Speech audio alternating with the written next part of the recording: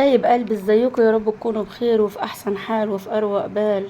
يا ريت يا حبايب قلبي بعد اذنكم ما تنسونيش في اللايك، وتعملوا لي كومنت حلو كده من ايديكم. ربنا يكبر بخاطركم يا رب في الدنيا. من القاهرة إلى ربات البيوت. والاخره بالله عليكم يا بنات اعملوا لي لايك، اللي يفتح الفيديو يعمل لايك عشان اللايك هو اللي بيرفع الفيديو. بص يا حبايبي، انا كنت حاطه حبه غسيل في الغساله قبل العيد. كنت لما الفرشه بتاعه الانتريه وحطها في الغساله، جيت اطلعهم لقيتهم ما بيعصروا، مش معصورين حلو للاسف. وقبل كده برضو كنت مطلعه حبه قبلهم مش معصورين حلو، بس ما حطيتش في بالي. قلت نفتح الفلتر بتاع الغساله اللي تحت ده ونشوف في ايه، بدل ما نتصل بحد يجي يشوف الغساله ويقول لك عاوز 200 جنيه و300 جنيه. لان دايما بتعمل معايا كده. بفتح الفلتر بتاع الغساله لما الاقيها ما بتعصرش الغسيل حلو معايا، وقلت نفتح الفلتر. وانا بصوا بفتحه قدامكم، لان انا بفتحه بمفتاح الانابيب اهو، لانه بقرص عليه جامد علشان ما يسربش ميه من تحت. وهنفتح الفلتر مع بعضينا قدامكم يا حبايبي، وهنشوف نلاقي فيه حاجه ولا لا. اي حد يا بنات الغساله بتاعته اوتوماتيك وبتعمل معاه كده، قبل ما يتسرع ويتصل باي حد بتاع صيانه، يفتح الفلتر اللي تحت ويشوف الغساله فيها ايه. ممكن تلاقي فيها فردة شراب. بص انا لقيت فيها ايه يا حبايبي، لقيت فيها كيس صغنن كده فيه مسمارين يتربطوا كده في اي حاجه، بس مسمارين صغيرين. وحته القماشه دي حته شاشه كده خفيفه خالص، بتبقى جايه تقريبا في الهدوم، متخيطه في الهدوم تقريبا، بس تقريبا حد من العيال كان حاططها في جيبه. ولقيت فيها دبابيس، ابره، دبابيس بتاع الطرح صغيره. فخلوا بالكم قبل ما تحطوا الغسيل يا ريت تشوفوا الطرح كويس وتشيلوا الدبابيس كويس. وبصوا انا دلقت لها حبه ميه من فوق علشان لو فيها اي حاجه تاني من جوه تنزلها لي مع حبه الميه دول.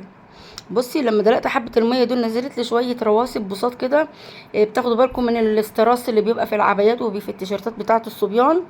لقيت وقعت لي حبه استراس، وقعت لي كام دبوس كده صغننين بتوع دبابيس ابره. وهنا جبت السيخ، عندي سيخ كده، قلت اشوف برضو هسلك بيه لو في حاجه هتطلع منه ولا حاجه. بصوا دي العلبه بتاعته اهي قبل ما نقفلها. انا دايما يا حبيبي لما بتعمل معايا كده، لما الاقيها ما بتعصرش حلو كده، بفتح الفلتر زي ما فتحته قدامكم. احيانا بلاقي فيها توكة شعر، التوكة الاستيك اللي هي بتلم الشعر من ورا، واحيانا بلاقي فيها فردة شراب. والله زي ما بكلمكم كده، والحمد لله ان انا بلاقي الحاجات دي. الحمد لله، لان قبل كده كانت بتعمل معايا كده وما كنتش اعرف حكايه الفلتر دي. لما شفت الراجل يجي يقلب الغساله ويشقلبها بقى ويروح يطلع لي بطنها من جوه، ويطلع لي فعلا منها فردة شراب، اعزكم الله، يطلع لي منها بندانه، يطلع لي منها توكه. وكان في الرخص الكلام ده، بكلمكم من 8 سنين ولا 10 سنين، كان ياخد له 100 جنيه، ياخد له 80 جنيه.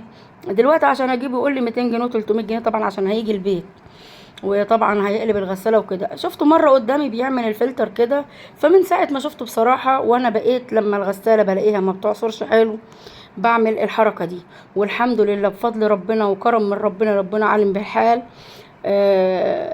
بلاقي فيها حاجه زي كده. لكن لو ما لقيتش فيها حاجه ولسه ما بتعصرش حلو، تبقى محتاجه بتاع الغساله يشوفها، محتاجه صيانه.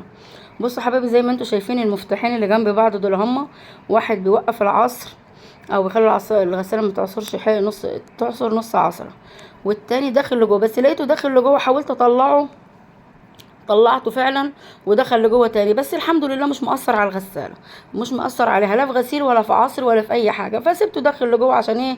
العيال ما يلعبوش فيه. معايا كارما حفيدتي ربنا يخلي لكم يا رب. ممكن تسحبوا كده وتوقعوا في الارض. قلت ما دام بقى مش ضرر الغساله في حاجه، خليه من جوه وخلاص. فيا ريت يا حبايب قلبي اللي عندها غساله زي كده وما بتعصرش حلو الغساله، يا ريت تعمل لها الصيانه دي مع نفسها. وممكن يا بنات كل شهرين او كل 3 شهور تعملوا لها دوره خل. تجيبي ازازه خل كبيره او ازازتين وتفضيهم في الغساله، وتشغلي الغساله كانها بتغسل عادي خالص، وتسحب ميه وتشطف وتعصر وكل حاجه مع نفسها. دي بقولك دورة الخل دي لما تعمليها للغسالة كل كام شهر، انت كده بتعملي صيانة للأجهزة بتاعت الغسالة من جوه. الخل ده بيفلتر الغسالة وبيخلي المواسير بتاعتها اللي بتمشي فيها المية والصاف والمسحوق والحاجات دي بيخليها نظيفة، ولو فيها اي رواسب بتنزل في العصر بيقولك انت بتعملي لها كده صيانة شاملة بدورة الخل دي. يا ريت يا حبايب قلبي لو لسه لحد هنا مكملين معايا في الفيديو، بعد اذنكم يا ريت تعملوا لي لايك وتكتبوا لي كومنت وتقولوا لي ايه رايكم في الفكره ان بتاعه الفلتر ده اهي. واحنا بنتعلم كلنا من بعضنا يا حبايبي، واللي عنده فكره يقولها للتاني، واللي عنده اي معلومه عن اي جهاز عنده يعرفها للتاني. وربنا يا حبايب قلبي يحسن ما بين ايديكم. بص الغساله بعد ما شغلت عليها العصر بس مطلعه الهدوم، بصوا مطلعه الهدوم ما شاء الله ناشفه وناشفه زي الفل ما شاء الله عليها.